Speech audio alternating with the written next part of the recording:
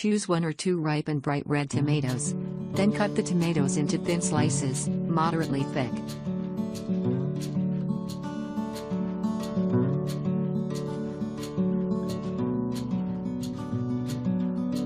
Make holes in the pots to help the plants to drain easily. Do not make too big holes for the soil to be washed away, but if there are no holes, the tree will be waterlogged and die.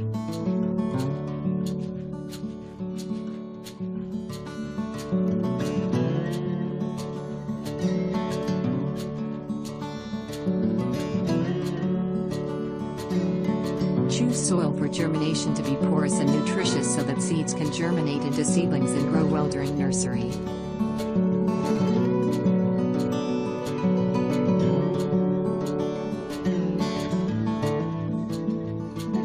Choose large sliced tomatoes in nursery pots. Then, you cover a thin layer of soil on top.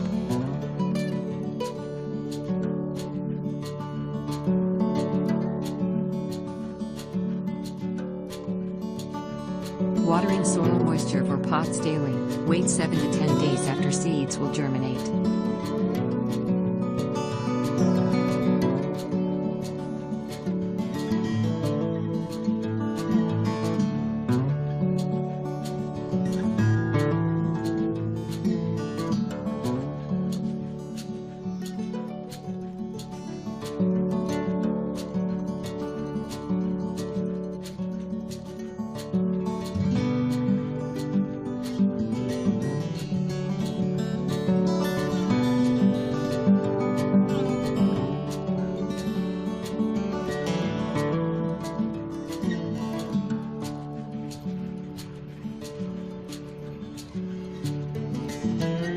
When the seedlings are old enough, about 25 to 30 days, feed out the foam boxes to plant. When the tree has grown, you should choose 2 to 3 times a week to water more than usual. About 4 to 5 liters of water at a time. However, depending on the weather, you can increase the water if it is too hot and vice versa. After about 2 months from the date of planting, you can see the baby fruits appear. Initially, the fruit is the greenest color and grows bigger, and the greener the fruit is dark red when ripe. When tomatoes are still green, you should not use them, because then in green tomatoes have many poison. About an inch or 2 of compost on the top. I don't dig it in. The only digging that really happens in these beds is what digging takes place when you plant seeds, or in this case, plant out your transplants. So I've laid these out in the spacing that I want. And then we're just going to dig a pretty minimal hole.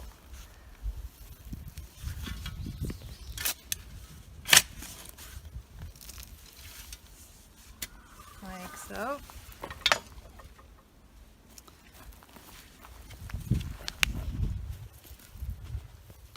And then so I've got the knot in the string here that gets placed in the bottom of the hole, and that's really all you need to anchor it. I got this tip from Charles Dowding, so if you guys have been doing any no-dig research, you know who Charles Dowding is. So with tomatoes, you can actually plant them deeper than the soil line. They're just going to root all the way along the stem, so I'll dig as deep of a hole as what my bed can take, and I'm going to set the tomato down in there. This one's got a bit of greenery coming off the bottom, so I'm going to go ahead and trim off any of the leaves that are going to turn out below the soil line there, and then just fill it back in here. Get that string right up next to the stem. Oh.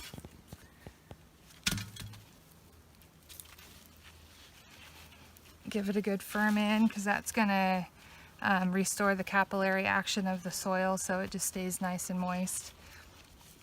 And there you go. There you've got the string. You give it a little tug, you can see that it's in there pretty firm. And then once I get my posts, my wooden posts that are going to go up this way, I'm going to zip tie to these T-posts, and then I'll do one more along the top, and then these strings will just get tied up along the top one. And then as the tomatoes grow, they're gonna twist around these twines, and it's gonna keep everything nice and easy to get to. And that is basically it. I'm gonna water these in, and actually I'm gonna plant the rest of them and then I'll water them in. But you transplant the same pretty much for tomatoes or the peppers, the eggplants. I don't provide support for the pepper.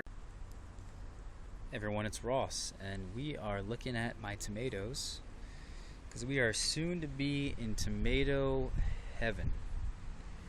We have all kinds of hybrids in here, but mostly we have heirlooms. You can see this is the green zebra. I've even gotten to eat one of these guys off of this vine.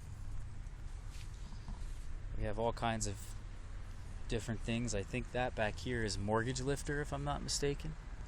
You can see those are ripening up and getting the right color fairly soon. And these tomato plants are just covered in tomatoes from head to toe. Even the smaller tomato plants I had started from seed are getting covered from head to toe. And we're now in July, and this is going to be my life, just filled with tomatoes. It's a good life, right guys? But I think a lot of this can be attributed to a few things. One, we're growing them vertically, and two, by growing them vertically, we're actually more productive in this small space, but we're also, really keeping these guys disease free. And here's how it's done, right? So we grow them as single stem plants. In order to grow them as a single stem plant, there's a little bit more work that's involved, but you need a stake, obviously. I like to use these EMT posts if I can. They're very sturdy. They're 10 foot tall. You can get them at Home Depot for pretty cheap, or you can get your standard bamboo. You can also get bamboo quite cheap, or that's one thing you need is a stake, but you also need to know how to prune these guys. So the tomato plant naturally likes to form as a bush. It doesn't like to grow straight up in the air like a tree. It likes to support itself and grow as a bush.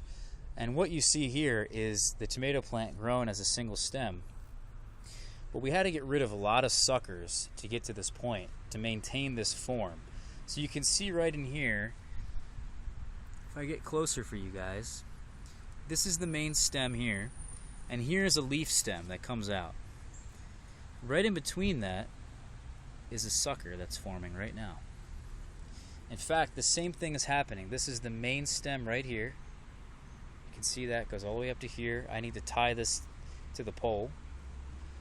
But then we also have behind it is we have the main stem, the leaf stem, and another sucker. So if we wanted to maintain this form here, we need to take this off. And you can pull it off, break it off with your thumb, get some pruning shears, some scissors, whatever you want to do. But that's what we need to do to maintain these plants as single stem plants. And that way you're going to be way more productive, because if I were to grow, let's say there's 9 tomato plants in this 3x3 space. There should be, but there's one missing. All right? That's my fault. But there should be 9 of them. And let's say we had 9 plants producing, I don't know, tons of tomatoes. Now, if I had grown a tomato the regular way, if I had grown one plant, that one plant would take up this entire area and not give me nearly as many fruits. So by doing it like this, by pruning them as single stem plants, we're getting more fruit for the space. Now, you don't have to do this. If you have a lot of land, maybe you don't need to do this. But I think there's another positive to this, which is that if you're not growing hybrid tomatoes like my Sun Peach here, this is a Sun Peach hybrid related to Sun Gold. These are bred tomatoes that are specifically bred for production and color and disease resistance. Whereas my heirlooms, like Green Zebra here, or Paul Robeson, or Pink Brandywine, those guys are not bred. Those have been tomatoes that have been, the seeds have been saved over time and over time and over time, Sometimes they have good disease resistance, other times they don't. It depends on where they were grown, right? Where were the seeds saved for years and years and years? And what diseases were prevalent in that area? So we might not necessarily have a tomato that is very disease resistant. We may get blossom end rot. We may have some blight on our tomatoes.